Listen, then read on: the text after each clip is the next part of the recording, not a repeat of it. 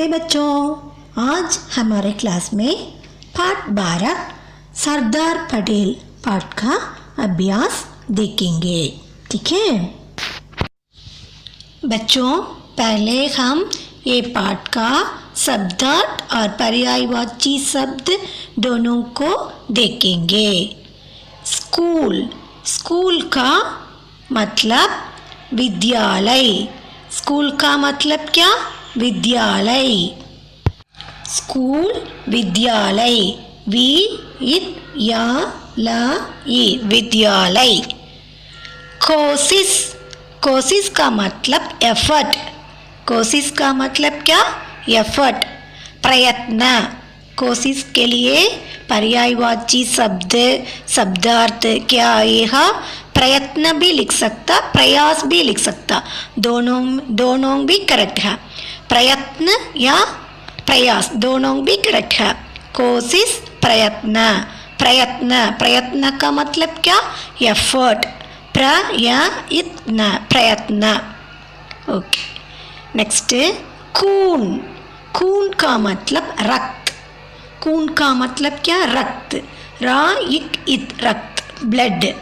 खून, खून का पर्यायवाची शब्द क्या? रक्त, रक्त, ब्लड। Next test. टेस्ट के लिए परीक्षा। टेस्ट, टेस्ट का पर्यायवाची शब्द क्या? परीक्षा, एग्जाम। टेस्ट भी कह सकते। टेस्ट, परीक्षा। ओके, नेक्स्ट मशहूर। मशहूर, मशहूर का मतलब प्रसिद्ध। मशहूर का मतलब क्या? प्रसिद्ध, फेमस। मशहूर, मशहूर का मतलब क्या? प्रसिद्ध, प्रसिद्ध, फेमस। नेक्स्ट दवा। दवा का मतलब मेडिसिन। दवा का मतलब क्या? मेडिसिन, दवाई। दवा के लिए पर्यायवाची शब्द क्या है? दवाई, दवाई। दवा के साथ ई जोड़ना है। दवा का पर्यायवाची शब्द दवाई, मेडिसिन। ठीक है, नेक्स्ट धन्यवाद। धन्यवाद का पर्यायवाची शब्द शुक्रिया। धन्यवाद का पर्यायवाची शब्द क्या? शुक्रिया, शुक्रिया, शुक्रिया, थैंक्स। धन्यवाद, शुक्रिया, थैंक्स। नेक्स्ट पत्थर। पत्थर का मतलब स्टोन, पाषाण, पाषाण। पत्थर, पत्थर का पर्यायवाची शब्द पाषाण, स्टोन। नेक्स्ट रास्ता। रास्ता, रास्ता का मतलब वे। इसके लिए राह, वो भी करेक्ट है।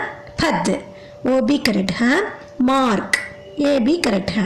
ये तीनों में एक लिख सकता। ठीक है, रास्ता, रास्ता का मतलब क्या? वे। उनके लिए पर्यायवाची शब्द राह। रास्ता, राह। रास्ता, पद। रास्ता, मार्ग। नेक्स्ट परवाह। परवाह, परवाह का मतलब उरी। परवाह का मतलब क्या? उरी, चिंदा, चिंदा। परवाह, चिंदा, उरी। टीचर, टीचर के लिए पर्यायवाची शब्द अध्यापक, टीचर। टीचर का पर्यायवाची शब्द क्या है? अध्यापक, टीचर। शाबाशी, शाबाशी, अप्रिसिएशन। शाबाशी के लिए क्या आएगा? प्रशंसा। शाबाशी, अप्रिसिएशन, प्रशंसा, प्रशंसा। ठीक है, और भी एक बार पढ़ेंगे शब्दार्थ। स्कूल, विद्यालय। स्कूल, विद्यालय, स्कूल। कोशिश, प्रयत्न। कोशिश, प्रयास। ये दोनों में एक लिख सकता। कोशिश, प्रयत्न, कोशिश, प्रयास। खून, रक्त। टेस्ट, परीक्षा। मशहूर प्रसिद्ध, दवा दवाई, दवा औषधि, ये दोनों में एक लिख सकता।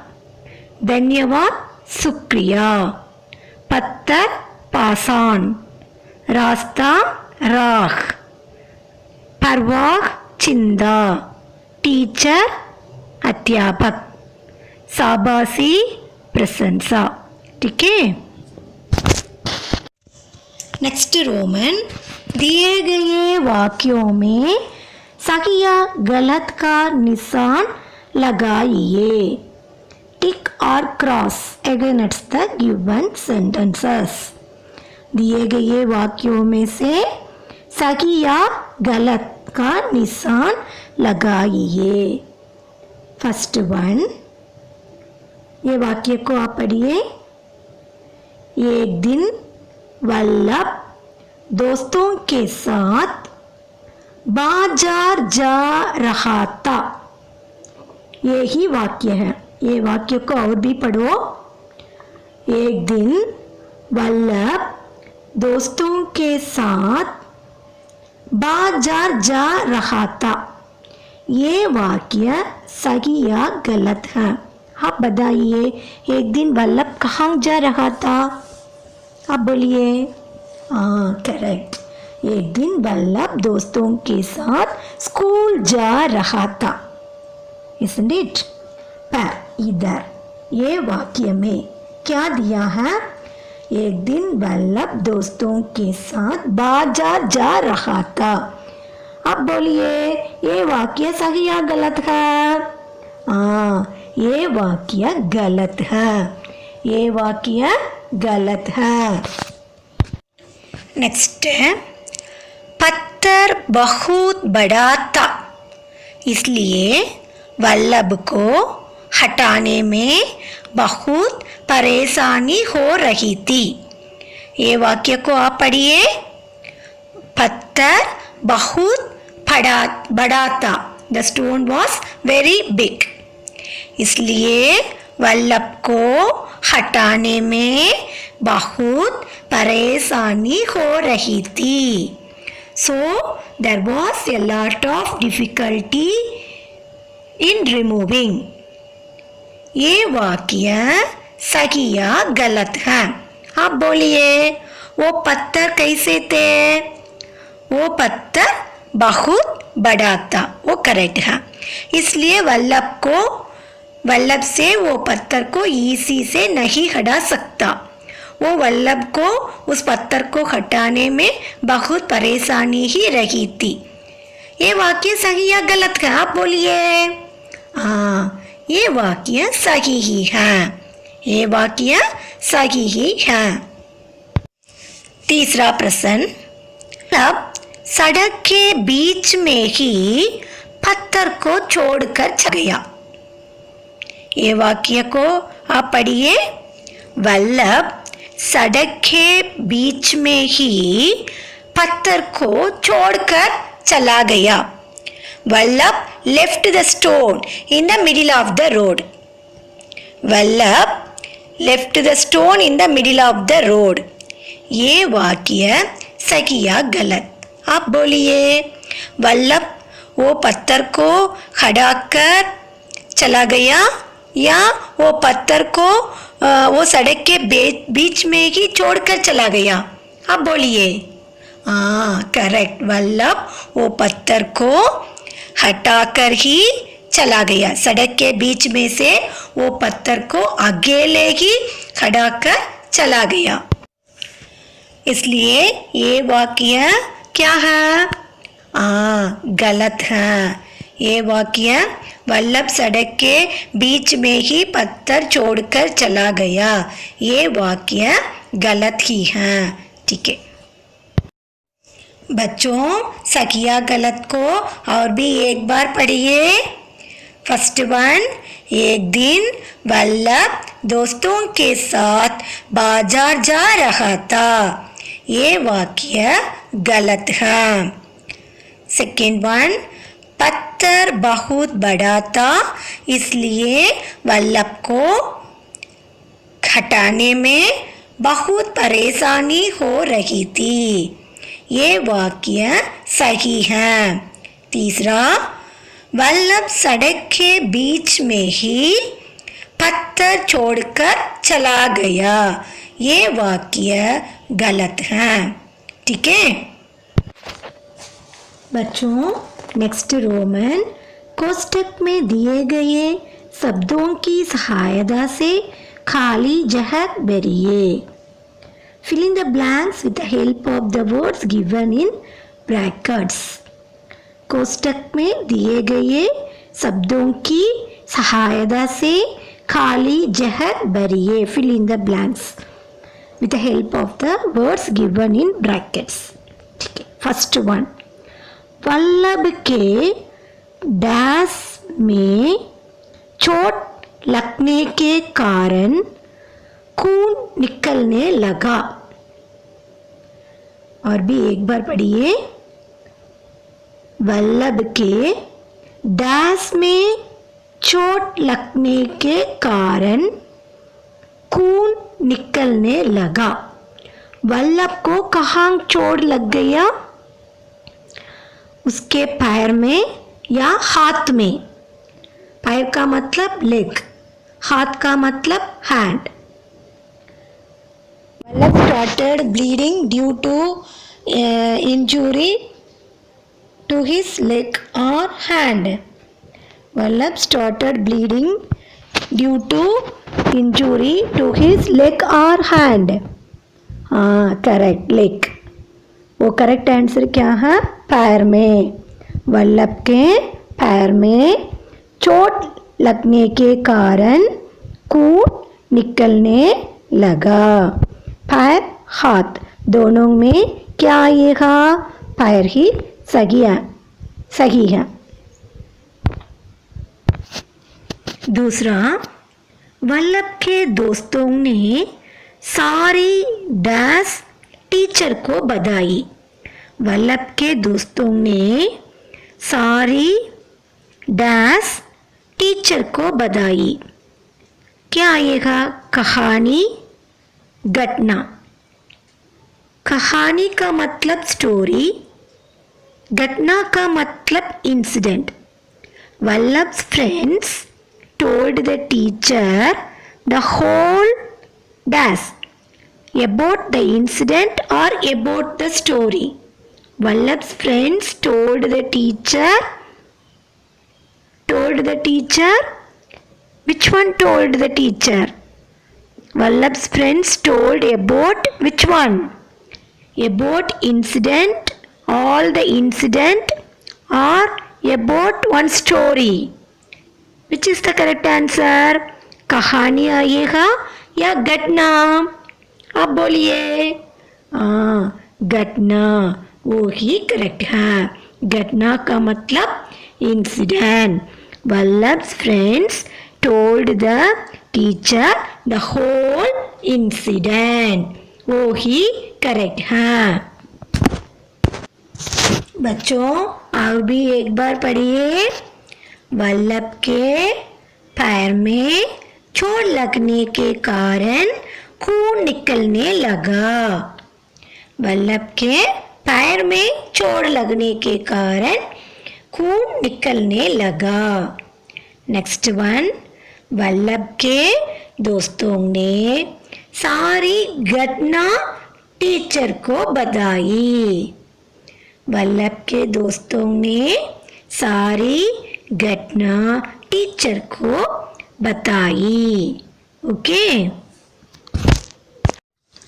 बच्चों, नेक्स्ट रोमन सही उत्तर में टिक निशान लगाइए। Tick the correct answer. First one, किससे टकराकर वल्लभ के पैर से खून निकलने लगा? वल्लभ किससे टकराने से उसके पैर से खून निकलने लगा? वो किससे टकराने से? पत्थर से टकराने से उसके पैर से खून निकलने लगा, या सड़क से टकराने के कारण वल्लभ के पैर से खून निकालने लगा, या पेड़ से टकराने के कारण वल्लभ के पैर से खून निकालने लगा। ये तीनों में करेक्ट आंसर क्या है? वल्लभ किससे टकराने से उसके पैर से खून निकलने लगा? आप बोलिए। हाँ, करेक्ट, पत्थर से। वो ही करेक्ट है। पत्थर से टकराने के कारण ही वल्लभ के पैर से खून निकलने लगा। ओके, सेकेंड वन आप पढ़िए, वो वाक्य को आप पढ़िए। वल्लभ आगे चलकर किस नाम से मशहूर हुआ? वल्लभ आगे चलकर किस नाम से मशहूर हुआ? वल्लभ को उसके अध्यापक ने प्रशंसा किया ना, वो एक दिन वो अपना देश का नाम रोशन करोगा। वैसा किस नाम से मशहूर हुआ वल्लभ? वल्लभ आगे चलकर किस नाम से मशहूर हुआ? By what name did Vallabh become famous later? Vallabh आगे चलकर किस नाम से मशहूर हुआ? By what name did Vallabh become famous later? राष्ट्रपिता। राष्ट्रपिता का मतलब फादर ऑफ द नेशन। वो नाम से वो मशहूर हुआ, या सांदी दूत। सांदी दूत का मतलब एंजल ऑफ पीस। वो नाम से वो फेमस हुआ, या लव पुरुष, आयरन मैन, ये नाम से फेमस हुआ। ये तीनों में करेक्ट क्या है? अब बोलिए। वो राष्ट्रपिता नाम से मशहूर हुआ, वल्लभ को हम राष्ट्रपिता कहते हैं अब, या सांदी दूत के नाम से कहते हैं, या लव पुरुष के नाम से कहते हैं? अब बोलिए। करेक्ट, लव पुरुष के नाम से ही हम बुलाते हैं, इसलिए लव पुरुष, आयरन मैन, वो ही करेक्ट आंसर है। वल्लभ आगे चलकर लव पुरुष नाम से मशहूर हुआ। By iron man name the Vallabh became famous later. ठीक है बच्चों, और भी एक बार पढ़िए। किससे टकराकर वल्लभ के पैर से खून निकलने लगा? पत्थर से। नेक्स्ट वन, वल्लभ आगे चलकर किस नाम से मशहूर हुआ? लव पुरुष। ठीक है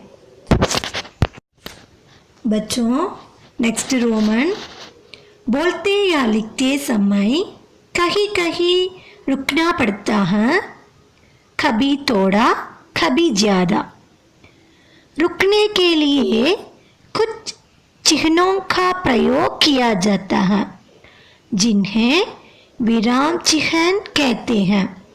विराम चिन्ह का मतलब पंक्चुएशन। विराम चिन्ह का मतलब क्या? पंक्चुएशन। आपको मालूम है ना, फुल स्टॉप वो पंक्चुएशन है, कमा वो भी पंक्चुएशन है, क्वेश्चन मार्क ये ही पंक्चुएशन है। हिंदी में पंक्चुएशन को विराम चिन्ह कहते हैं। हिंदी में पंक्चुएशन को क्या कहते हैं? विराम चिन्ह। क्या कहते हैं? विराम चिन्ह कहते हैं। वो फुल स्टॉप को, वो वाक्य पूरा होने पर हम फुल स्टॉप रखते हैं ना, वो ही वाक्य पूरा होने पर एक लाइन डालते हैं ना, वो ही फुल स्टॉप है। एक लाइन डालते हैं ना, राम अच्छा लड़का है, ये वाक्य कंप्लीट हो गई, इसलिए राम अच्छा लड़का है। एक लाइन डालकर वो वाक्य को हम पूरा करते हैं, वो ही फुल स्टॉप है। ठीक है। कमा, कमा थोड़ा रुकने पर, राम अच्छा लड़का है पर वाह, वो आए तो, पर वाह पढ़ने लिखने में अधिक ध्यान नहीं देता है। ये वाक्य में राम अच्छा लड़का है पर वह पढ़ने कमा लिखने में अधिक ध्यान नहीं देता है। वैसा कमा लिखते हैं ना, वो ही विराम चिह्न, फुल स्टॉप, कमा, देन प्रश्न पूछने पर, प्रश्न का मतलब क्या, question, asking question, question mark, वो तीनों ही विराम चिह्न है। क्वेश्चन मार्क, आप क्या करते हैं, तुम क्या करते हो, आप कहाँ से आते हैं, वो वैसा प्रश्न पूछते हैं ना, प्रश्न पूछने के बाद क्या आता है, क्वेश्चन मार्क आता है ना, वो ही विराम चिह्न है। वाक्य पूरा होने पर हम फुल स्टॉप डालते हैं। हिंदी में फुल स्टॉप एक लाइन डालना, वो ही फुल स्टॉप है। थोड़ा रुकने पर, वाक्य में थोड़ा रुकने के लिए कमा डालते हैं, वो ही थोड़ा रुकने पर कमा डालते हैं। नेक्स्ट, प्रश्न पूछने पर, हम दूसरों से प्रश्न पूछते समय हम क्वेश्चन मार्क डालते हैं ना, वो तीन ही फुल स्टॉप, कमा, क्वेश्चन मार्क, ये तीनों की विराम चिह्न हैं। आपको समझ में आया ना? While speaking or writing, we pause in between. Some symbols are used for pause. While speaking or writing, we pause in between. Some symbols are used for pause. These symbols are called punctuation marks. For example, full stop, comma, question mark, etc. ये ही विराम चिह्न हैं। बोलते या लिखते समय कहीं कहीं रुकना पड़ता है, कभी थोड़ा कभी ज़्यादा। रुकने के लिए कुछ चिह्नों का प्रयोग किया जाता है, जिन्हें विराम चिह्न कहते हैं। विराम चिह्न क्या क्या है ना? फुल स्टॉप, पूरा वाक्य होने पर हम फुल स्टॉप डालते हैं। थोड़ा रुकने पर हमें कमा डालते हैं, हम कमा डालते हैं। प्रश्न पूछने पर हम क्वेश्चन मार्क डालते हैं। ये ही विराम चिह्न है। अब देखिए, दिए गए विराम चिह्नों को वाक्यों में सही जगह पर लगाइए। कुछ विराम चिह्न दिए हैं। क्वेश्चन मार्क, प्रश्न विराम चिह्न, क्वेश्चन मार्क, कमा, फुल स्टॉप दिए हैं। वो विराम चिह्नों को वाक्यों में सही जगह पर हम डालना चाहिए। ठीक है। Insert the given punctuation marks at the appropriate place. ठीक है। फर्स्ट वन, उस लड़के का नाम वल्लभ था। इधर क्या विराम चिह्न आएगा? उस लड़के का नाम वल्लभ था। वाक्य के लिए क्या विराम चिह्न आएगा? उस लड़के का नाम वल्लभ था। That boy's name was Vallabh. इधर वो बॉक्स में क्या विराम चिह्न आएगा? फुल स्टॉप आएगा या कमा आएगा या क्वेश्चन मार्क आएगा? आप बोलिए। उस लड़के का नाम वल्लभ था। The boy's name was Vallabh. आप बोलिए क्या आएगा? करेक्ट, फुल स्टॉप ही आएगा। फुल स्टॉप के लिए हिंदी में एक लाइन डालना है, वो ही फुल स्टॉप है। इसलिए फर्स्ट वाक्य के लिए फुल स्टॉप आएगा। ठीक है। सेकेंड वन, तुम्हें चोट कैसे लग गई? तुम्हें चोट कैसे लग गई? How did you get hurt? तुम्हें चोट कैसे लग गई? How did you get hurt? ये वाक्य के लिए क्या विराम चिह्न आएगा? फुल स्टॉप आएगा, कमा आएगा या क्वेश्चन मार्क आएगा? आप बोलिए। हाँ, वो भी करेक्ट, क्वेश्चन मार्क ही आएगा। तुम्हें चोट कैसे लग गई? How did you get hurt? ठीक है। सेकेंड वाक्य के लिए क्वेश्चन मार्क, वो विराम चिह्न ही आएगा। तीसरा, मुझे कविता, कहानी और नाटक पढ़ना अच्छा लगता है। वो वाक्य को और भी पढ़ो। मुझे कविता, कहानी और नाटक पढ़ना अच्छा लगता है। I love reading poetry, story and drama. I love reading poetry, story and drama. इधर 2 बॉक्स दिए हैं, वो 2 बॉक्सों में क्या क्या विराम चिह्न आएगा? मुझे कविता, कहानी और नाटक पढ़ना अच्छा लगता है। I love reading poetry, story and drama. आपको समझ में आया ना? नेक्स्ट वाक्य, वल्लभ, बंटी और मोहन घूमने गए। वल्लभ, बंटी और मोहन घूमने गए। Vallabh, Bunty and Mohan went for a walk. ये वाक्य में भी 2 बॉक्स दिए हैं, वो दोनों बॉक्सों में क्या क्या विराम चिह्न आएगा? वल्लभ, बंटी और मोहन घूमने गए। वल्लभ, बंटी और Mohan and Mohan went for a walk. Vallabh, Bunty और मोहन घूमने गए। Full stop. वल्लभ 3 मेंबर है ना, वल्लभ, बंटी और मोहन घूमने गए। वो वाक्य कंप्लीट हो गया। घूमने गए। Vallabh, Bunty and Mohan went for a walk. वो वाक्य कंप्लीट हो गई, इसलिए उधर क्या आएगा? फुल स्टॉप ही आएगा। पहले बॉक्स में कमा, वल्लभ के पास कमा, बंटी और मोहन घूमने गए। घूमने गए के पास क्या आएगा? फुल स्टॉप ही आएगा।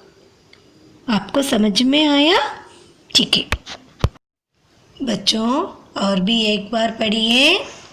उस लड़के का नाम वल्लभ था, उसके लिए फुल स्टॉप का विराम चिह्न आएगा। तुम्हें चोट कैसे लग गई? ये वाक्य के लिए क्वेश्चन मार्क आएगा।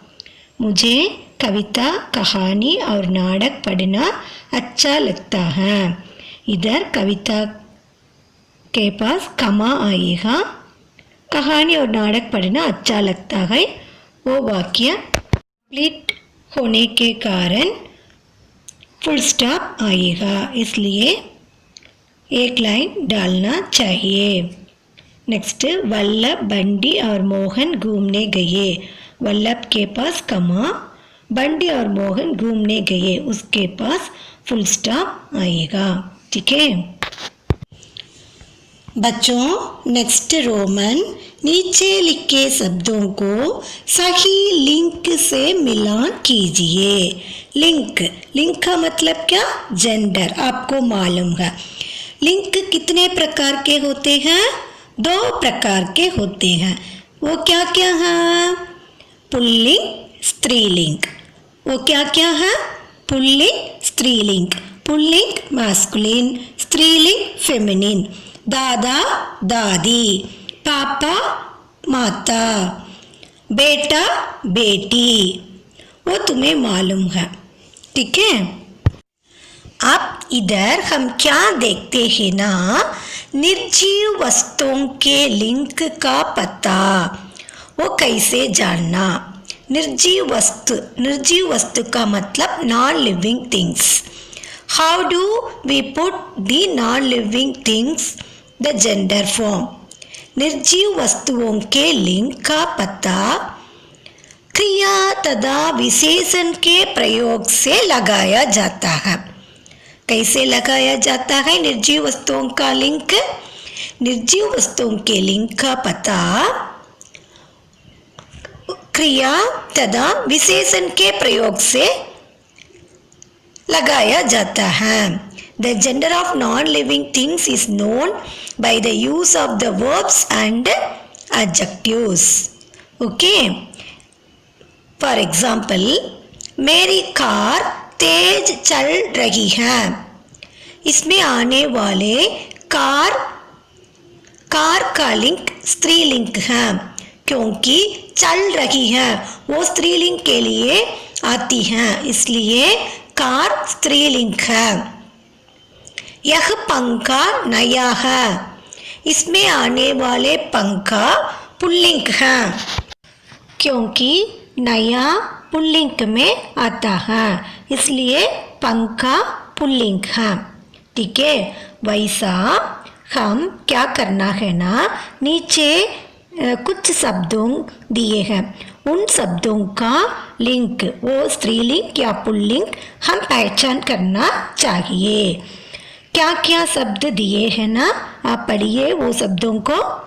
दुकान, स्कूल, पत्थर, सड़क, कून, किताब, ये 6 शब्द हैं। इन शब्दों का लिंक हमने जाना चाहिए, वो स्त्रीलिंग के लिए आया है या पुल्लिंग के लिए आया है। बच्चों, अब हम देखेंगे दुकान। दुकान स्त्रीलिंग है, दुकान स्त्रीलिंग है। स्कूल पुल्लिंग है, स्कूल पुल्लिंग। पत्थर वो भी पुल्लिंग है। सड़क वो भी पुल्लिंग ही है। कून वो भी पुल्लिंग है। किताब वो भी पुल्लिंग ही है।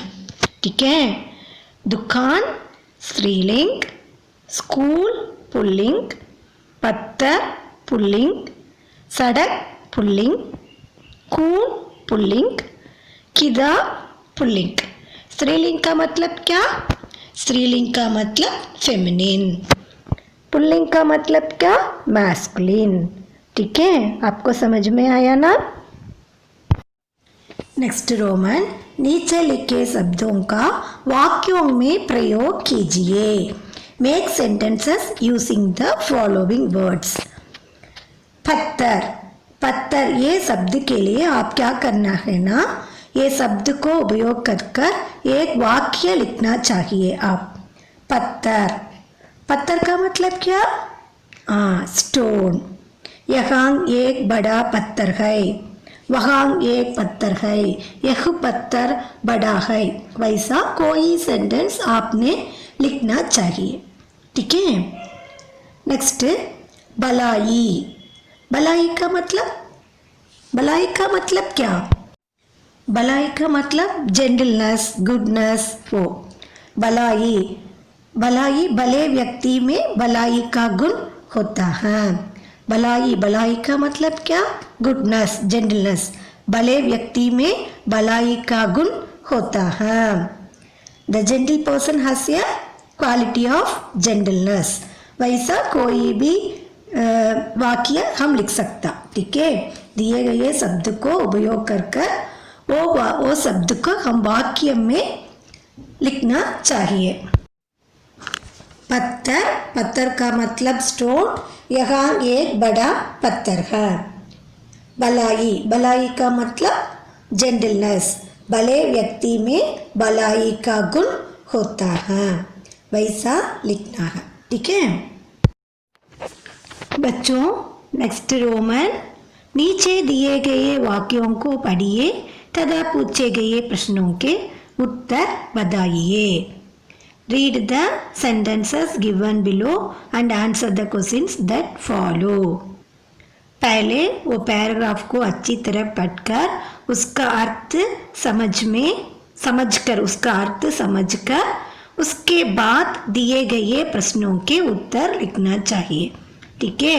अपठित गद्यांश देंगे तो तुम वैसा पढ़कर उसके लिए दिए गए प्रश्नों को आप कैसे लिखते हैं वो जैसे ही है ये पैराग्राफ. ठीक है. ये पैराग्राफ को आप पढ़िए. एक गांव की छोटी सी कुटिया में एक बुढ़िया रहती थी. उसके पास कहानियों का पिटारा था. उसका एक पोता था.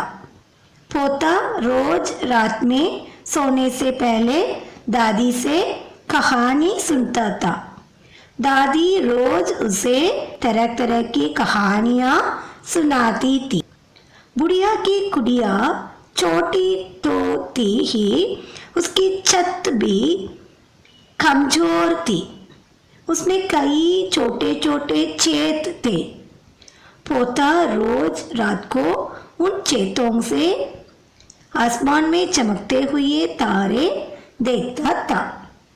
यही वो पैराग्राफ है. पहले वो पैराग्राफ को अच्छी तरह पढ़कर एक बार दो बार पढ़ने के बाद उस पैराग्राफ का अर्थ समझना चाहिए. ठीक है. एक गांव की छोटी सी कुटिया में एक बुढ़िया रहती थी. There lived an old lady in small hut of the village. कुटिया का मतलब हट, छोटी सी स्मॉल हट. बुढ़िया ओल्ड लेडी. उसके पास कहानियों का पिटारा था. She had the box of stories. She knew many stories. उसका एक पोता था. She had one grandson also. पोता का मतलब ग्रैंडसन. पोता रोज रात में सोने से पहले दादी से कहानी सुनता था. The grandson used to listen to the story from the grandmother before going to sleep. Before going to sleep at night, the grandson every day listen story from the grandmother. दादी रोज उसे तरह तरह की कहानियाँ सुनाती थी. The grandma used to tell him different stories every day. बुढ़िया की कुटिया छोटी तो थी ही, उसकी छत भी कमजोर थी. Grandmother's hut was small, very small. Its roof was also weak. उसकी छत भी कमजोर. छत का मतलब रूफ. छत का मतलब क्या? रूफ. कमजोर, वीक. उसमें कई छोटे छोटे छेद का मतलब holes. There were many small holes in the roof. पोता रोज रात को उन छेदों से आसमान में चमकते हुए तारे देखता था. The grandson used to see the stars shining in the sky with those small holes every night. ठीक है. अब प्रश्न को देखेंगे. पहला प्रश्न क्या? दादी के पास क्या था? दादी के पास कहानियों का पिटारा था. दादी के पास क्या था? दादी के पास कहानियों का पिटारा था. ओके. दूसरा प्रश्न, बुढ़िया की कुटिया कैसी थी? बुढ़िया की कुटिया कैसी थी? वो बुढ़िया की कुटिया छोटी सी थी. Very good. वो बुढ़िया की कुटिया कैसी थी? बड़ी थी या छोटी थी? छोटी थी. इसलिए आपने क्या लिख सकता? बुढ़िया की कुटिया छोटी थी. ठीक है. तीसरा, पोता रोज आसमान में क्या देखता था? पोता रोज आसमान में क्या देखता था?